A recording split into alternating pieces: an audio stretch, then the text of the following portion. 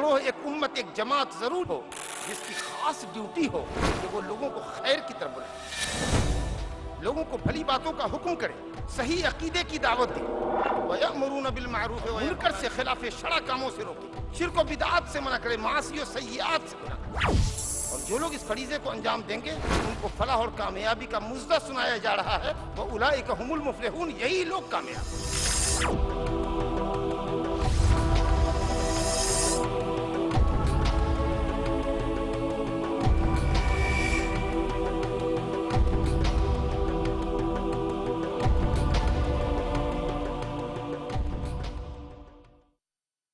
اللہ تعالیٰ فرماتا ہے اعوذ باللہ من الشیطان الرجیم وَمَنْ أَحْسَنُ قَوْلًا مِّمَّنْ دَعَا إِلَى اللَّهِ وَعَمِلَ صَالِحًا وَقَالَ إِنَّنِي مِنَ الْمُسْلِمِينَ۔ اس شخص سے اچھی بات کس کی ہو سکتی ہے؟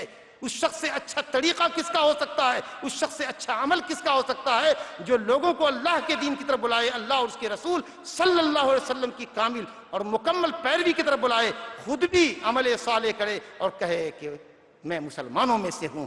اللہ سبحانہ وتعالی ہم سب کو خیر کے اوپر گامزن رکھے اور اسلام کے اوپر، توحید کے اوپر، اطاعت کے اوپر، عبادت الہی کے اوپر اللہ رب العالمین ہمارا جینا، ہمارا مرنا فرمائے۔ انہ تعالی سمیع قریب مجیب الدعوات، وصلی اللہ وسلم وبارک علی عبدہ ورسولہ نبینا محمد وعلی آلہ وصحبہ اجمعین، ثم السلام علیکم ورحمۃ اللہ وبرکاتہ۔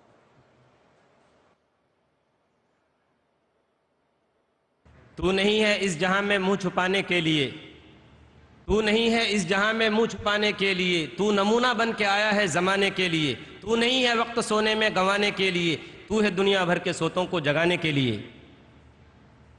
خواتین و حضرات، اس کے بعد ہمارا جو دلچسپ سیشن ہے سوال و جواب کا، وہ میں شروع کرتا ہوں۔ پہلا سوال خاتون کی طرف سے ہے، رقیہ اسلم۔ وہ کہتی ہیں کہ امر بالمعروف و نہی عن المنکر، یعنی اچھی بات کا حکم دینا اور بری بات سے روکنا صرف مردوں پر فرض ہے یا عورتوں پر بھی؟ عورتیں یہ کام کس طرح کریں؟ امت کو اللہ رب العالمین نے خیر امت کے لقب سے ملقب کیا ہے، کنتم خیر امہ۔ یہ خطاب اگرچہ مذکر کو خطاب ہے یا صیغہ تذکیر سے خطاب ہے، لیکن امت کے اندر عورتیں بھی داخل ہیں، اور وہ بھی افضل اس لیے قرار دی جا رہی ہیں کہ وہ تبلیغ و ارشاد کا کام کریں۔ اللہ رب العالمین فرماتا ہے والمؤمنون والمؤمنات بعضهم اولیاء بعض یأمرون بالمعروف وینہون عن المنکر یقیمون الصلاۃ ویؤتون الزکاۃ الاخر۔ مومن مرد اور مومن عورتیں آپس میں ایک دوسرے کے دوست ہیں، اور دوستی کا سب سے بڑا تقاضا یہ ہے کہ مسلمان مرد مردوں کو اور عورتیں عورتوں کو، یا مسلمان مرد عورتوں کو اور عورتیں بھی حسب حاجت، حسب ضرورت باپردہ ہو کر پردے کی اوٹ سے مردوں کو بھلائی کا حکم کر سکتی ہیں، برائی سے روک سکتی ہیں۔ اسی طرح من رأى منکم منکرا، تم میں کا جو کوئی بھی، میں نے بتایا تھا کہ من کلمہ عام ہے، مذکر کو بھی شامل ہے، مؤنث کو بھی شامل ہے، صغیر کو بھی شامل ہے، کبیر کو بھی شامل ہے، اور بڑے عالم کو بھی شامل ہے، اور اس شخص کو بھی شامل ہے جس کو ایک مسئلے کا صحیح علم ہو۔ جب وہ منکر کو دیکھے تو انکار کرے۔ اس میں عورتیں بھی شامل ہیں، عورتوں کے درمیان وہ کھل کے بات کریں، مردوں کو بھی اگر کسی غلطی پر تنبیہ کرنے کی ضرورت ہے، اجنبی مرد ہیں تو ان کو پردے کی اوٹ سے خط کے ذریعے، ٹیلی فون کے ذریعے اس کی غلطی پر مطلع کرتے۔ باقی رہا دعوت کے لیے جو عورتوں کے نکلنے کا سلسلہ ہے بغیر محرم کے، یہ سلسلہ صحیح نہیں ہے۔ وہ اپنی قریبات کو، اپنی پڑوسن عورتوں کو، جس حلقے میں وہ رہتی ہیں، جہاں ان کی عزت و آبرو کی حفاظت ہے، شرعی آداب کا لحاظ کر کے وہ مردوں سے بھی خطاب کر سکتی ہے۔ واللہ تعالی اعلم۔ معین الدین شیخ، تعلیمی لیاقت HSC، ان کا سوال یہ ہے، اسلام کے بغیر یعنی غیر مسلم اگر امر بالمعروف و نہی عن المنکر کرے تو اس کے لیے اسلام میں کیا اجر ہے دنیا و آخرت میں، اور ایسے لوگوں کے بارے میں اسلام میں کیا عقیدہ ہے، جیسے گرو گوبند سنگھ، شری رام چندر، سناتن دھرم گرو؟ الحمدللہ، یہ سوال بھی بڑا اہم ہے، یہ موضوع ہی بہت اہم ہے، پوری امت کو ٹچ کرتا ہے، یہ موضوع پورے معاشرے کو ٹچ کرتا ہے۔ سوال جتنے بھی آ رہے ہیں سب علمی آ رہے ہیں اور نکات پر مشتمل آ رہے ہیں۔ دعوت کے لیے جو میں نے آیت پڑھی تھی، جس کو خطبے کی آیت کی حیثیت سے پڑھا تھا، پھر میں پڑھتا ہوں آپ کے سامنے، اعوذ باللہ من الشیطان الرجیم، کنتم خیر امۃ اخرجت للناس تأمرون بالمعروف وتنہون عن المنکر وتؤمنون باللہ۔ امر بالمعروف اور نہی عن المنکر ایمان کی شاخوں میں سے ایک اہم شاخ ہے، اسلام کے ارکان میں سے ایک اہم رکن ہے۔ ایمان باللہ ضروری ہے، پہلے آدمی اللہ واحد پر ایمان لائے، محمد صلی اللہ علیہ وسلم کو اللہ کا آخری رسول مانے، اسلام کو فالو کرے، اس کے بعد کسی بھلائی کی طرف وہ بلاتا ہے اور برائی سے روکتا ہے، بشرطے کہ اس بھلائی کا اس کو علم ہو اور برائی کا علم ہو، جس سے وہ دوسرے کو روکتا ہے، دلیل معلوم ہو، تب وہ امر بالمعروف اور نہی عن المنکر کے فریضے کی ادائیگی کرنے والا ہوگا اور عند اللہ بڑے اجر و ثواب کا مستحق ہوگا اور نبی صلی اللہ علیہ وسلم کا سچا متبع ہوگا۔ اب اگلے لوگوں کے لیے آپ نے پوچھا ہے، میں ان کے تعلق سے کچھ بات نہیں کرنا چاہتا کہ وہ اپنے زمانے میں کیا تھے، ان کی دعوت کیا تھی، توحید کی تھی یا بعد شرک کی دعوت تھی، یا ان کے فالوورز نے بعد میں شرک ملا دیا، ان اوتاروں کو، ان رشیوں منیوں کو بھگوان کا، ایشور کا، خدا کا درجہ دے دیا، یہ اس پہ میں بات نہیں کرنا چاہتا۔ لیکن اب اگر کوئی شخص خیر کا کوئی کام کرنا چاہتا ہے تو وہ خیر کا داعی اور شر کا منکر تبھی مانا جائے گا جب وہ اللہ واحد پر ایمان لائے گا، اور تبھی وہ دعوت اور امر بالمعروف اور نہی عن المنکر کے ثواب کا مستحق ہوگا۔ واللہ اعلم۔ اصغر شیخ، تعلیم لیاقت انٹر، ان کا سوال یہ ہے کہ کیا ماں باپ کو بھی منکر بات سے روکا جا سکتا ہے، جیسے جہیز؟ الحمدللہ الحمدللہ، یہ بھی بہت اچھا سوال ہے اور اس کی دلیل بہت دور مت جائیے۔ حضرت ابراہیم خلیل اللہ علیہ السلام جو امام الموحدین ہیں، جو ابو الانبیاء ہیں، اپنے باپ کو شرک کرتے ہوئے، بت بناتے ہوئے دیکھتے ہیں، یا ابت لم تعبد ما لا يسمع ولا يبصر ولا يغني عنك شيئا، تو باپ کو بھی انہوں نے توحید کی دعوت دی۔ اور حضرت نوح علیہ السلام نے اپنے بیٹے کو بنا کیا، اور فرعون کی بیوی آسیہ نے فرعون جیسے ظالم اور سرکش اور الوہیت اور ربوبیت کا دعویٰ کرنے والے مرد کو بھی ایمان کی دعوت دی۔ اللہ تعالیٰ فرماتا ہے وَأَنذِرْ عَشِيرَتَكَ الْأَقْرَبِينَ، اے نبی دعوت کا کام اپنے قریبی رشتہ داروں سے شروع کیجئے، اپنی ذات سے کیجئے، اپنے رشتہ داروں سے کیجئے، اپنے پڑوسیوں سے کیجئے، اس کے بعد اپنے بستی اور شہر والوں سے کیجئے، اس کے بعد انٹرنیشنل چینل پر آئیے۔ الحمدللہ، تو گھر کے اندر آپ ضرور دعوت کا کام کریں، وہی آپ کی دعوت کی، آپ کی خیر خواہی کے زیادہ مستحق ہیں دوسروں کے مقابلے میں۔ اللہ تعالیٰ نے فرمایا اپنے لیے وَأَنذِرْ عَشِيرَتَكَ الْأَقْرَبِينَ، اپنے قرابت مند رشتہ داروں کو، خاندان والوں کو اللہ کے عذاب سے ڈرائیے۔ اگر والد آپ کے بضد ہیں جہیز لینے اور دینے پر، آپ ان کو منع کیجیے، پھر بھی وہ اصرار کریں ان کو سمجھائیے، لطف و مہربانی سے پیش آئیے، اور اگر اس کے بعد بھی وہ اپنے اصرار سے باز نہ آویں تو آپ غلط کام میں ان کی اطاعت نہ کیجیے۔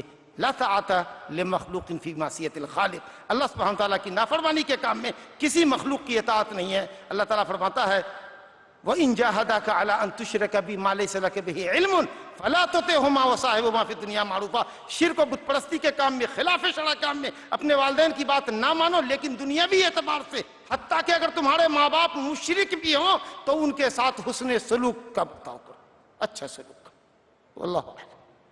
ایک بھائی ہیں قدوس صاحب، تعلیمی لیاقت SSC، ان کا سوال یہ ہے کہ میرا بھائی ہے، اس کو پہلے میں نماز کی دعوت دوں یا شراب چھوڑنے کی دعوت؟ میرے خیال سے اور میری معلومات کی حد تک آپ اس کو نماز کا حکم کریں۔ انشاءاللہ اگر وہ نمازی بن گیا اور خشوع و خضوع سے اس نے نماز ادا کی تو اللہ کا وعدہ ہے، نماز کے فوائد کا ذکر کرتے ہوئے اللہ نے فرمایا ان الصلاۃ تنہی عن الفحشاء والمنکر، نماز انسان کو بے حیائی سے اور منکرات سے روکتی، نمازی بن جائے گا تو انشاءاللہ تعالیٰ وہ منکر سے باز آ جائے گا۔ واللہ اعلم۔ رفیق تحصیلدار، ان کا سوال یہ ہے کہ آج کے حالات میں غیر مسلموں میں دعوت کا کام زیادہ ضروری ہے یا مسلمانوں میں اصلاحی کام؟ دعوت کا کام دونوں میں ہونا چاہیے۔ یہ امتی اجابت ہے، اس نے حق کی دعوت کو قبول کیا ہے، اور امت دعوت بھی ہے کہ نبی صلی اللہ علیہ وسلم کے مشن کو چلاتی ہے. دونوں کو دعوت دینی چاہیے. لیکن جو مسلمان ہیں، جو کلمہ گو ہیں اور وہ حق سے منحرف ہیں، کتاب و سنت کی ڈگر سے ہٹ چکے ہیں،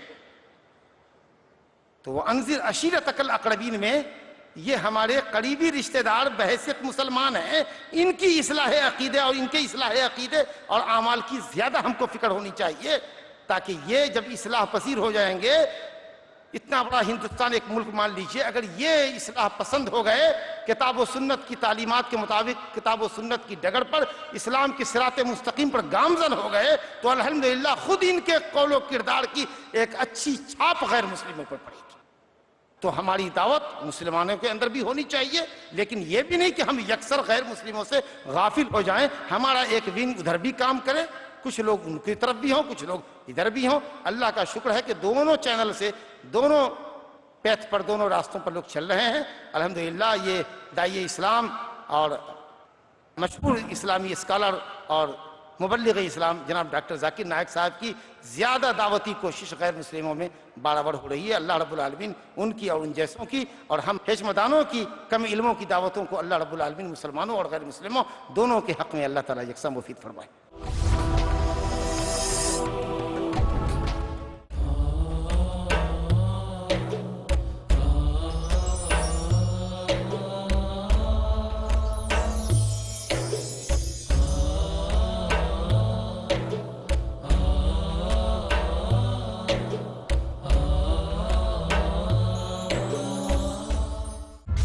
Fridays provide. In Britain, we are facing one big problem, that are you Muslim or British? The space to talk. In India, back home, they ask, are you a Muslim first or Indian first? And we Muslims should know how to reply, how to turn the tables over. The place to knock. Why Trinity cannot be regarded in that sense, Father, Son and Holy Spirit? The opportunity to ask. But even if we agree that what the Christians say, that he was crucified, so if Jesus Christ, peace be upon him, died for 3 days, who controlled the world? That means even God died? The freedom to unmask. So there are various ways which we can prove the argument to be wrong. Let's meet Dr. Zakir. ہر جمعہ رات 8 بجے اور دوبارہ صبح 10 بجے India میں پیس T V Urdu پر. شیخ عبدالہادی عمری ڈالیں گے روشنی. دین کو سمجھنے کے مؤثر، مفید اور فرسٹ ہینڈ جو ذرائع ہیں، ان میں سے قرآن کے بعد حدیث یہ مؤثر ذریعہ ہے. باتیں اللہ کے رسول صلی اللہ علیہ وسلم کی. نبی کریم صلی اللہ علیہ وسلم نے صفائی، پاکیزگی کا جو تصور پیش کیا، آج پوری دنیا جو تصور پیش کر رہی اس سے بہت آگے کا تصور ہے. کامیابی اور اصول کی. جب حدیث میں ایک چیز کلیئر ہو گئی، فل اسٹاپ، آپ کو کسی کی کوئی اوپینین کی اب ضرورت نہیں ہے، کیونکہ نبی نے جو فرما دیا وہ حرف آخر. تاکہ ہر دور میں مسلمانوں کو ملے صحیح دین رب کے کرم سے. حدیث کہہ رہی ہے جائز ہے، جائز ہے، بس ختم. آؤ حدیث سمجھیں. اگلا پروگرام پیس ٹی وی اردو پر.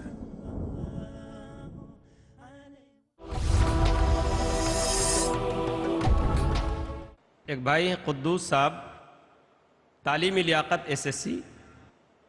ان کا سوال یہ ہے کہ میرا بھائی ہے، اس کو پہلے میں نماز کی دعوت دوں یا شراب چھوڑنے کی دعوت؟ میرے خیال سے اور میری معلومات کی حد تک آپ اس کو نماز کا حکم کریں. انشاءاللہ اگر وہ نمازی بن گیا اور خوشو خضوع سے اس نے نماز ادا کی تو اللہ کا وعدہ ہے. نماز کے فوائد کا ذکر کرتے ہوئے اللہ نے فرمایا ان الصلاۃ تنہی عن الفحشاء والمنکر. نماز انسان کو بے حیائی سے اور منکرات سے روکتی.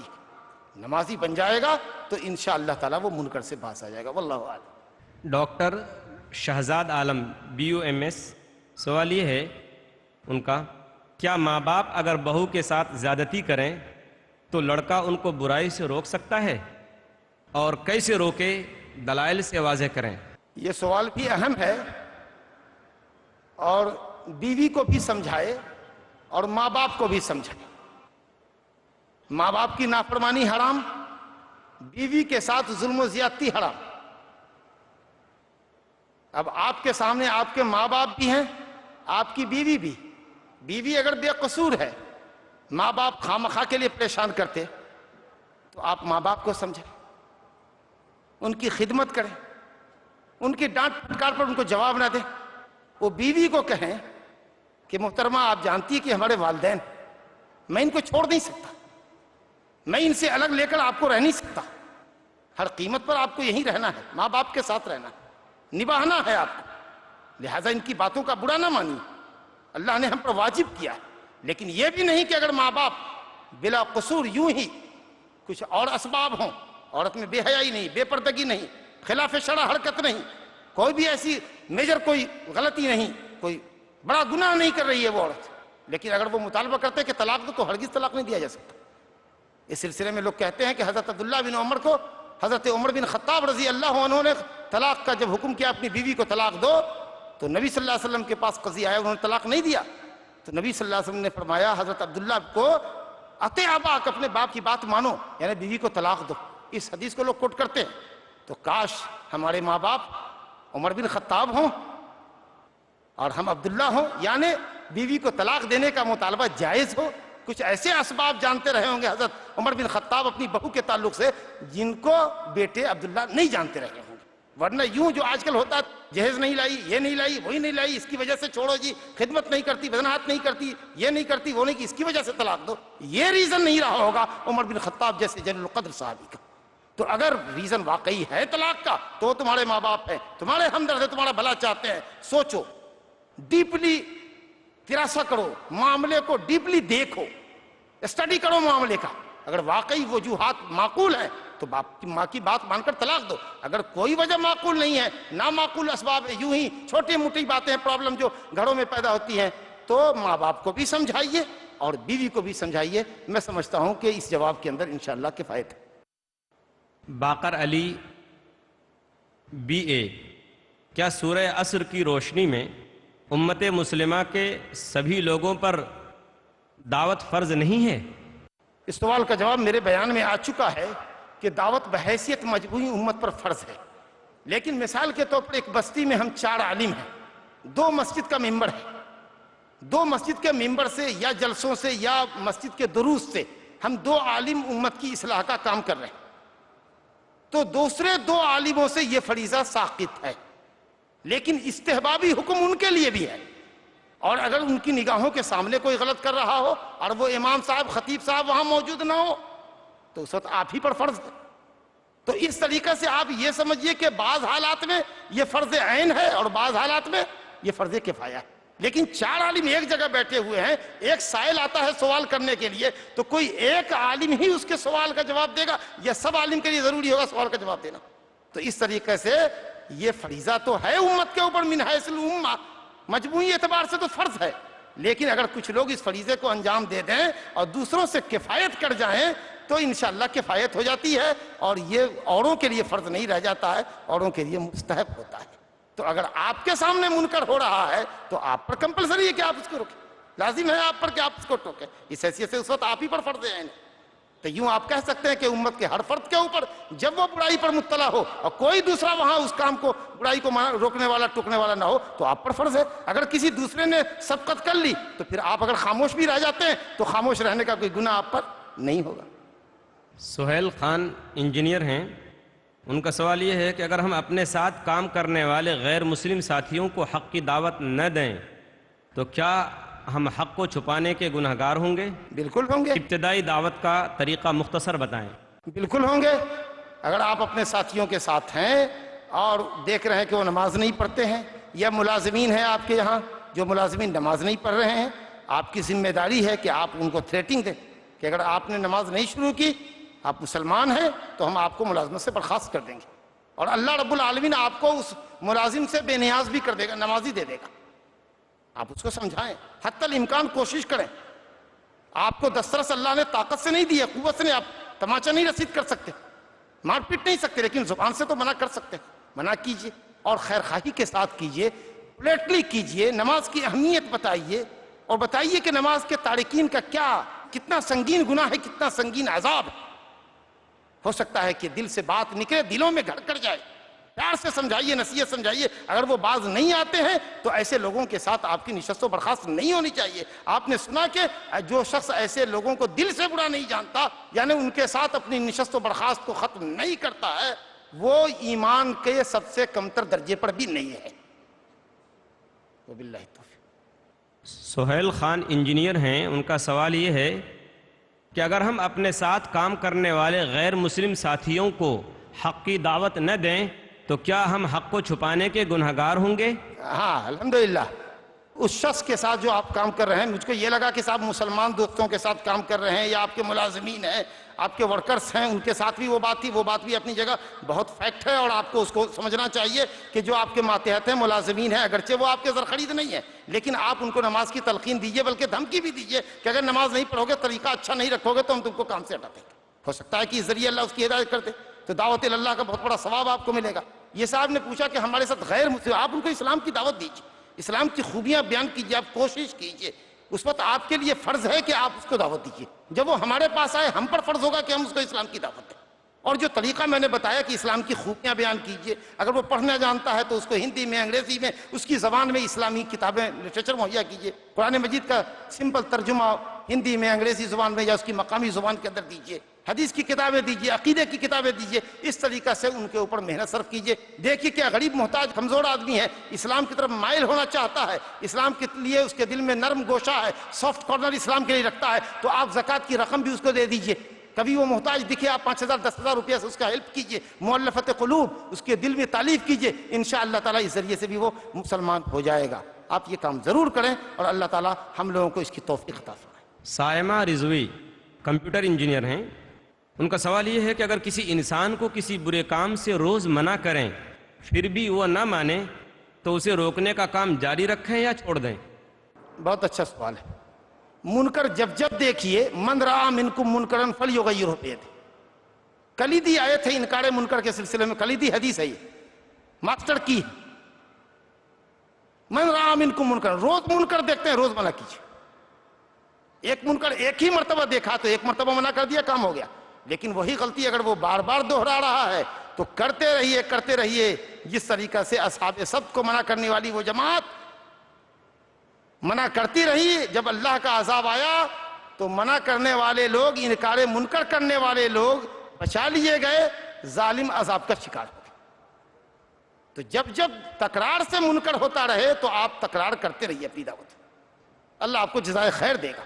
کوئی سخت سست بھی کوئی کہے تو سنیے، برداشت کیجئے، صبور بن کے رہیے، غایت درجہ صبر کا مظاہرہ کیجئے. اللہ تعالی ہم سب کو صبر کی دولت سے مالا مال کرے. یہ بہت امپورٹنٹ چیز ہے دعوت کے راستے کی. جبھی تو 103 مقام پر صبر کا تذکرہ آیا ہے. محمود زبیر وہ کہتے ہیں کہ آپ نے بیان فرمایا کہ ایمان کے لیے علم کا ہونا ضروری ہے. اس کا مطلب اگر کوئی جاہل انسان ایمان لائے تو اس کا ایمان معتبر نہیں؟ بہت اچھا سوال ہے. میں نے آپ سے بتایا تھا کہ ایمان کا مطلب علم ہے، یعنی کلمہ پڑھنے سے پہلے کلمے کا معنی، مدلول، اس کا مطلب سمجھیے کہ آپ کیا پڑھ رہے ہیں. جب آپ کہتے ہیں لا الہ الا اللہ تو اس کلمے کا معنی کیا ہے؟ آپ اقرار کرتے ہیں کہ دنیا میں کوئی ہستی لائق بندگی نہیں ہے، عبادت صرف اللہ کا حق ہے. اس کو سمجھ کر کے دل میں یقین کیجئے، زبان سے پڑھیے اور پوری زندگی اپنے عمل سے ثابت کیجئے کہ آپ صرف اللہ کے بندے ہیں. آپ کی پیشانی جھکے گی تو صرف اللہ کے سامنے، آپ کا دست سوال اٹھے گا تو صرف اللہ کے سامنے. اگر آپ یہ کلمے کا معنی نہیں سمجھتے اور کلمہ لا الہ الا اللہ پڑھتے ہو، 1000 مرتبہ پڑھ لیجئے گا، اگر معنی سمجھے بغیر پڑھیے گا آپ کا ایمان معتبر نہیں ہوگا. اللہ نے کہا فَاعْلَمْ أَنَّهُ لَا إِلَهَ إِلَّا اللَّهُ، پہلے جان لو کہ کیا بولتے ہو، اس کے بعد لا الہ الا اللہ بولنا. اس کلمے کے پڑھنے سے پہلے کلمے کا معنی مطلب سمجھ لو اور کلمے کے تقاضے کو سمجھ لو. اگر تم سے ہو سکتا ہے تو مانو، نہیں تو پھر تم سمجھو، تمہارا کام سمجھے. لیکن کلمہ پڑھا، معنی پوچھو، کچھ بھی نہیں معلوم اور کام کر رہے ہیں شرک و شرکیات کا، وہ کلمے کے خلاف کر رہے ہیں. کہہ رہے ہیں اللہ بندگی کے لائق ہے، بندگی کے لائق دوسرے کو بھی سمجھ رہے ہیں، تو آپ کیسے مومن ہیں یا آپ کا ایمان کیسے معتبر ہوگا؟ اس حیثیت سے پھر جان لیجئے کہ ہر مسلمان کے لیے شریعت کی بنیادی تعلیم ضروری ہے. طلب العلم فریضۃ علی کل مسلم. اگر آپ اب تک ناواقف ہیں کہ آپ کا اللہ کون ہے، قبر میں سوال ہوگا من ربک کا، آپ کیا جواب دیں گے؟ من نبیوں کا، تیرے نبی کون ہے، کیا نام تھا، اسلام کے ارکان کتنے ہیں، ارکان خمسہ بھی آپ کو نہ معلوم ہو، نماز روزہ حج زکوٰۃ کا علم بھی نہ ہو کہ اسلام میں یہ فرائض ہیں، اللہ پر، رسول پر، آخرت پر ایمان لانا، فرشتوں پر ایمان لانا، کتابوں پر ایمان لانا، اگر اسلام کی ان بنیادی باتوں کا بھی علم نہ ہو تو آپ کیسے مسلمان ہیں؟ ایسا اسلام میں معتبر نہیں۔ السلام علیکم ورحمۃ اللہ وبرکاتہ۔